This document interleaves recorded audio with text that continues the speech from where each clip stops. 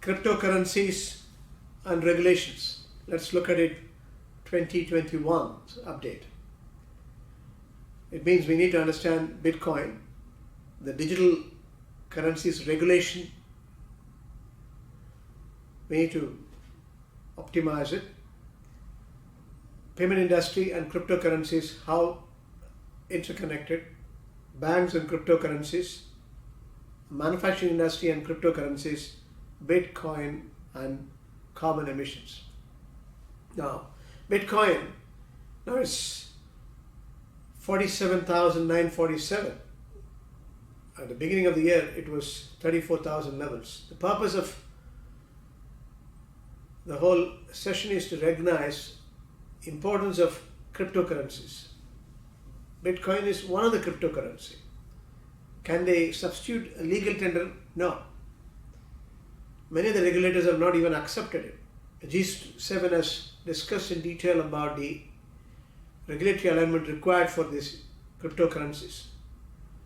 Purpose Investment Incorporated said Canadian securities regulators have cleared the launch of the Purpose Bitcoin ETF, Exchange Traded Fund, making it the first to gain regulatory approval in North America.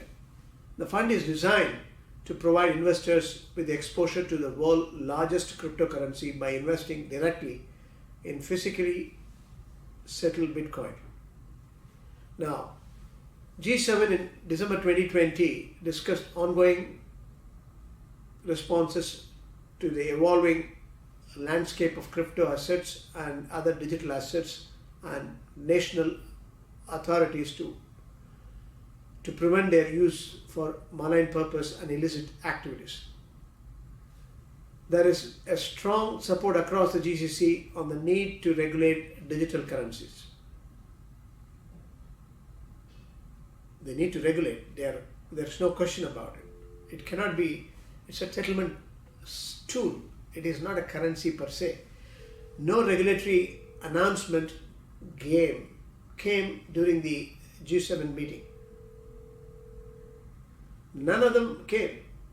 So we have to understand, no regulatory announcement has been very authentic. MasterCard said, payment industry, MasterCard said it would allow merchants to accept some cryptocurrencies on its network later this year, making the latest to embrace the digital coins by a traditional payment player. MasterCard plans to be selective about which cryptocurrencies it will allow as it embarks on its plan. The company, MasterCard itself is a technology company, so they can understand the dynamics of it. The company will be looking for cryptocurrencies that respect the privacy of the customer information. That's key. Follow compliance procedure and offer stability people need in a vehicle for spending, not investment.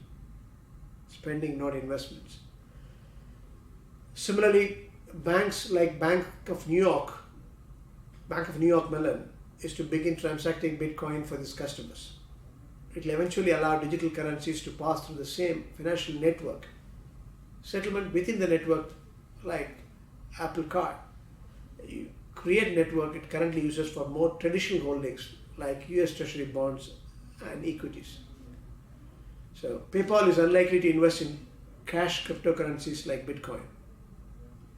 PayPal still believes the transaction to digital forms of currencies is unavoidable. So you have to get into legal tender in digital form. That's ultimate. So central bankers have to create everything digital, and they convert into a payment, no cash society, then the world becomes safer. In October last year, the company opened its services to cryptocurrencies for purchase and sales, including Bitcoin, Ethereum, and Litecoin. So there are enough developments on this. On the manufacturing side, we have Tesla announced it bought last week 1.5 billion worth of Bitcoin to ensure more flexibility to further diversify and maximize return on our cash. This moves Tesla and Elon Musk well received by the industry. Now the Tesla has added Bitcoin to its balance sheet retail investors have exposure to Bitcoin when they buy Tesla or S&P 500. They would soon accept payment for costs. They'll use Bitcoin as a tool, sending the price of cryptocurrency through roof. That's interesting, isn't it? But Bitcoin has got carbon emission.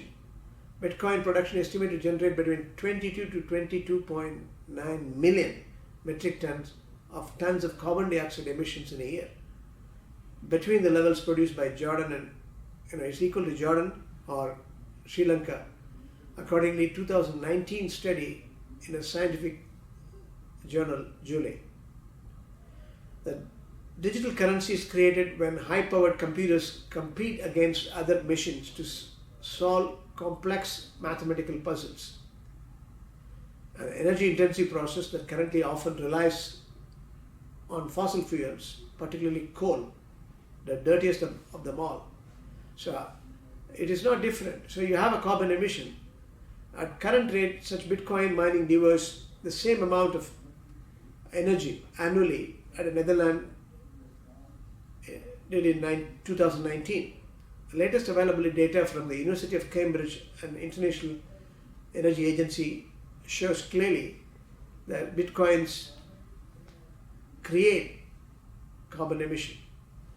And landmark inclusion of the cryptocurrency in Tesla investment could complicate the company's zero emission ethos. That is what they made a commitment, according to some of the investors. So plenty of challenges. Banks are accepting, not fully, regulators are not fully accepting, and you have manufacturing comes in, investments are going into cryptocurrencies.